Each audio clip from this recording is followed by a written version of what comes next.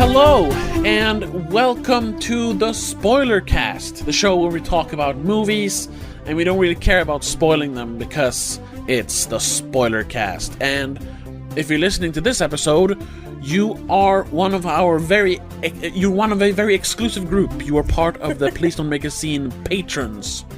So you get this exclusive episode and a bunch of other exclusive stuff. And you also help us to keep the podcast afloat by paying for it. So thank you very much. Thank you, and yes, welcome back. With me, of course, is Rebecka, as always. Hello. Our sister and trusty co-host. Well, my sister, but your trusty co-host, I suppose. I guess. I mean, yeah. Yeah. And we took a hiatus during our vacation weeks. But that is interesting. But then I'm wondering, like, how does the world economy work if, like, you can make fake money, but it's like real Bitcoin. Money? I guess, yeah, it's like, yeah. I guess it's like Bitcoin, yeah. It would be, like, interesting to do the maths and see if it actually works. Yeah. But we don't have time for that. We don't even have the brains for that. Oh, no, that's not what we're going to do on this podcast.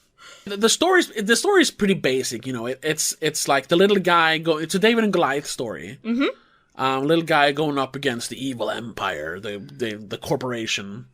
And you have set tasks to do, which are basically chapters, which makes it very easy to follow along in what's happening in the movie, which I like that. I mean, that's it's for the movie. It's so the story can happen. So at least they didn't save that for the finale of the movie. Here they go out of bounds directly. Yeah. I mean, you don't think that that's the way to beat a race, though. Even though you're able to go out of bounds, you never think that that's going to be the way to beat the race. Especially when they say you have to beat the race to get the key. Yeah, then you usually you find Easter eggs out of bounds, or exactly. weird like trash code. You find stuff that's still in the game, but it's not supposed to be there. Yeah. Partly that, but also partly like it functions as a video game, unlike in Free Guy, where it just felt like, oh, you know, it's a video game, so things happen. Yeah. Which is kind of funny because you know who wrote this, or you know, other than Ernie Klein, who helped him write the screenplay, if you have it in front of you. Zach Penn. Yeah, you know what he wrote, right?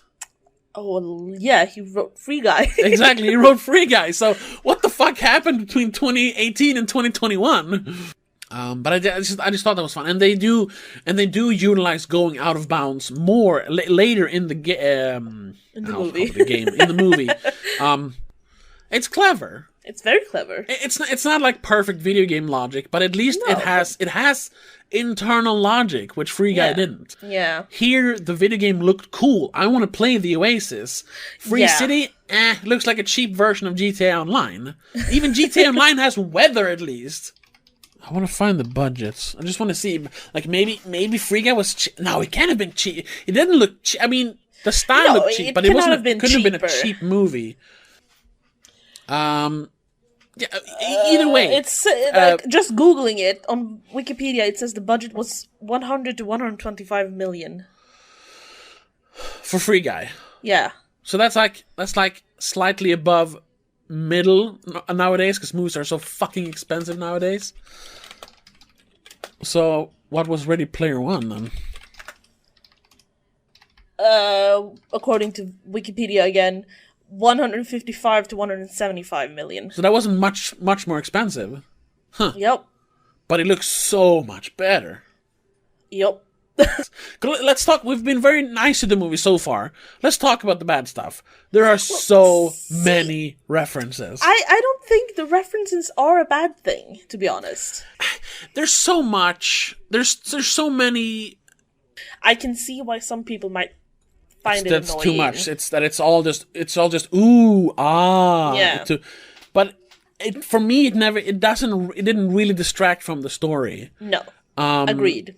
And then it also helps, like I said, because it's stuff that they reference stuff I like. And that's also another thing. Since the references are there, they're from the very beginning to the very end, there are references all over. Mm-hmm. And they explain that that's what the game is. You can be whatever you want. Doesn't matter, like, IPs or who owns the rights. Doesn't matter. You can be anything you want.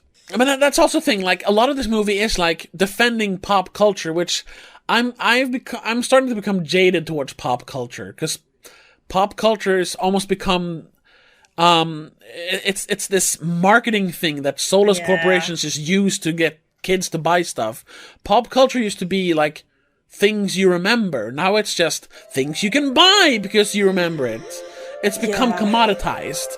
But this movie celebrates the more the old school style of pop culture, even though it is a little much because it's everywhere.